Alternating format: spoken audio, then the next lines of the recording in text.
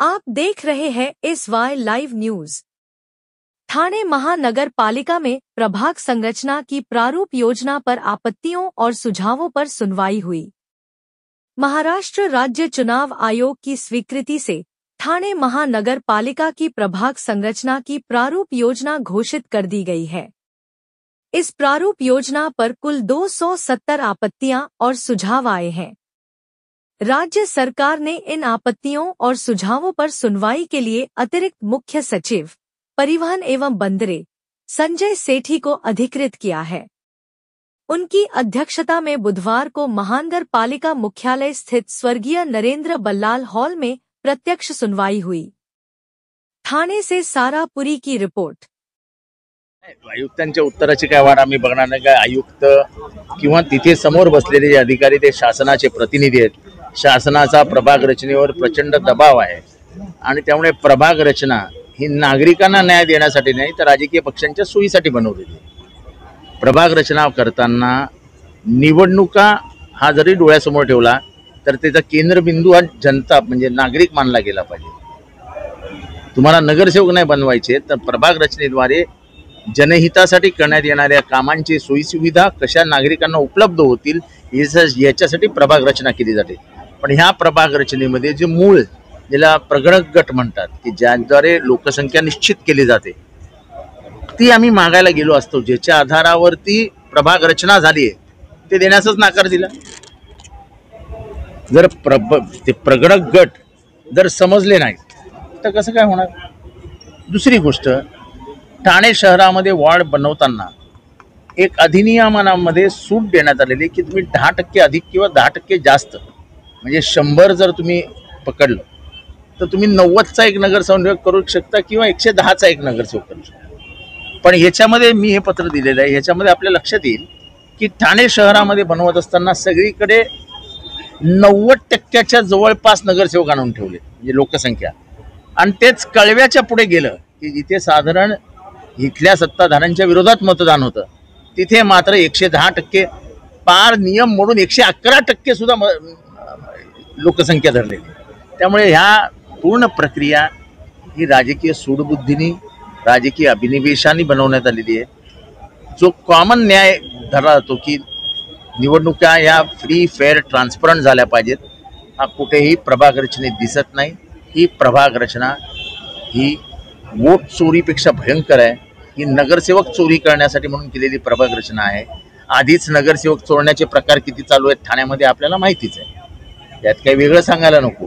पण आता मात्र प्रशासनाला निवडणूक आयोगाला हाताशी धरून प्रभाग रचनेच्या माध्यमातून आपली राजकीय सोय करण्यासाठी म्हणून ही प्रभाग रचना केलेली आहे असं आज सगळ्या राजकीय पक्षांच्या प्रमुख लोकांनी सांगितलेलं आहे। आमचा या पूर्ण प्रभाग रचनेलाच आक्षेप आहे।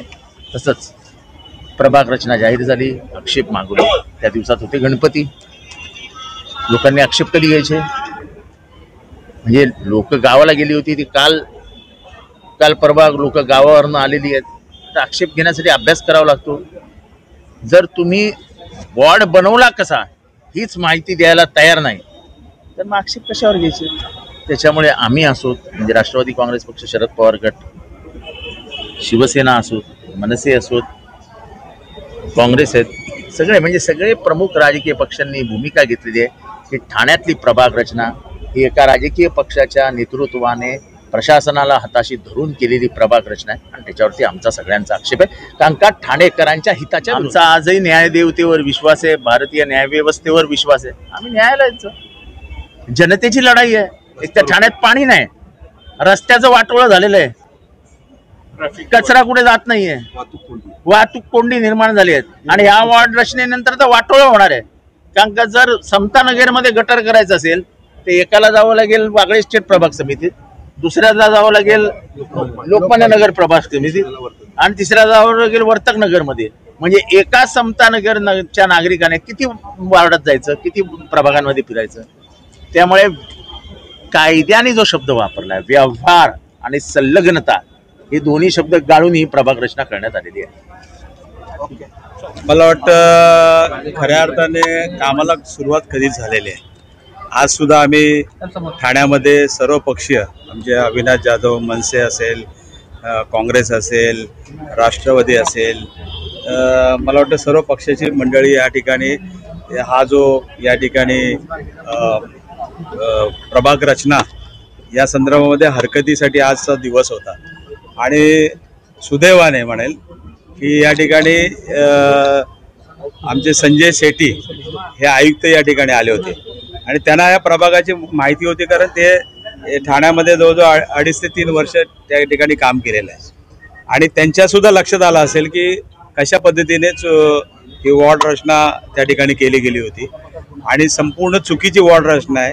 या ठिकाणी कसे नगरसेवक निवडून येतील ते वॉर्ड फोडण्याचं काम या ठिकाणी केलेलं आहे आणि याच बाबतीमध्ये आज आम्ही लोकांनी हरकती सूचना घेतलेल्या आणि त्यांना आम्ही विनंती केली की तुम्ही गणपतीच्याच बरोबर टायमालाच गणपतीच्या आगमनापूर्वीच हे मला वाटतं हे डिक्लेअर केलं आणि त्या मधल्या पिरियड 10 दिवसामध्ये आज कित्येक आमचे कार्यकर्ते असतील किंवा प्रत्येकाच्या घरामध्ये गणपती असतो किंवा गावाकडे असतो आणि ही मंडळी सर्व जात असतात. मला वाटतं 2 दिवसापूर्वीच विसर्जन झालं आणि काही लोकांना अजूनही या संदर्भामध्ये ऑब्जेक्शन घेण्याचा वेळ मिळाला नाही आणि म्हणून त्यांना हे 4-5 दिवस पुढे ढकलायला सांगितलेलं आहे आणि तुम्ही बघितलं असेल ह्या ज्या वॉर्ड रचना घरात बसून केलेल्या आहेत आणि जाणून बुजून एकाच पक्षाला त्याचा कसा फायदा होईल हा दृष्टिकोनातून त्या ठिकाणी केलेला आहे आणि म्हणून याला विरोध करण्यासाठी आम्ही आणि हरकत घेण्यासाठी या ठिकाणी आम्ही हरकती नोंदवल्या. मला असं वाटतं की आमच्या ज्या काही बैठका आहेत त्या आता अधिकृतरित्या सुरू झाल्यासारखं आहे आणि जे काही महाराष्ट्रात चालू आहे त्याला एक उत्तर देणं खूप गरजेचं होतं. सो दोघं भाऊ एकत्र आल्यावर महाराष्ट्रात याच्या पुढचं राजकारण कशा प्रकारे होईल हे विरोधकांना कळलेलंच आहे. सो आम्ही आमच्या तयारीला लागलेलो आहोत आणि नजीकच्या काळामध्ये महाराष्ट्र नवनिर्माण सेना आणि शिवसेना 2 पक्ष एकत्र आल्याच्या नंतर काय घडू शकतं हे संपूर्ण महाराष्ट्र आणि संपूर्ण देश पाहिल्याशिवाय राहणार नाही. सो त्या दृष्टीने या बैठका आमच्या आता सुरू झाल्या. प्रभाग रचनेच्या आज आक्षेपवरती सुनावणी होती आणि आज आम्ही शिवसेना, राष्ट्रवादी काँग्रेस आणि भारतीय जनता पक्ष आम्ही असे सगळे एकत्र होतो. कारण जर तुम्ही वरती गेलात तर भारतीय जनता पक्षाचे अनेक नगरसेवक स्वतः ऑब्जेक्शन घेऊन आलेले आहेत. याचा अर्थ त्यांनाही या सगळ्या प्रक्रियेत विचारात घेतलेलं नाहीये, त्यांनाही देखील डावललं गेल्यात आलेलं आहे. जर तुम्ही वरती गेलात तर 50%च्या वरती भारतीय जनता पक्षाचेच कार्यकर्ते बसलेले आहेत ऑब्जेक्शन घ्यायला. सो आमच्याबरोबर त्यांच्यावर देखील अन्याय झालेला आहे आणि सत्ता त्यांच्या असताना, मुख्यमंत्री त्यांचे असताना जर अशा प्रकारे भारतीय जनता पक्षाच्या पदाधिकाऱ्यांचे हाल झालेले असतील तर भविष्य काळात बघूया कसं काय होतं ते. मुंबईत बैठकीला सुरुवात झालेली आहे, मात्र ठाण्यामध्ये अशा प्रकारचं काही चित्र दिसून येईल की मनसे आणि मला असं वाटतं की आज आम्ही दोघं एकत्र आहोत. आज आव्हाडसाहेब एकत्र होते आमच्याबरोबर आणि आमच्या काँग्रेसचे विक्रांत चव्हाण आमच्याबरोबर आहेत आणि ज्या काही बैठका आमच्या घ्यायच्या त्या आम्ही घेऊ. त्याच्यासोबतच जर आम्ही ज्या काही गोष्टी बोलतोय त्याच्या बाबतीत जर योग्य तो निर्णय नाही झाला तर आम्ही सर्व पक्ष एक जोरदार मोर्चा या ठाण्यावर काढू आणि भविष्यात ठाण्याने कधीही असा मोर्चा पाहिला नाही असा मोर्चा आम्ही या ठाण्याला दाखवू, या सत्ताधाऱ्यांना दाखवू आणि संपूर्ण ठाणे एकत्र आलेलं आहे अशी एक भावना तुम्हाला भविष्यात दिसेल.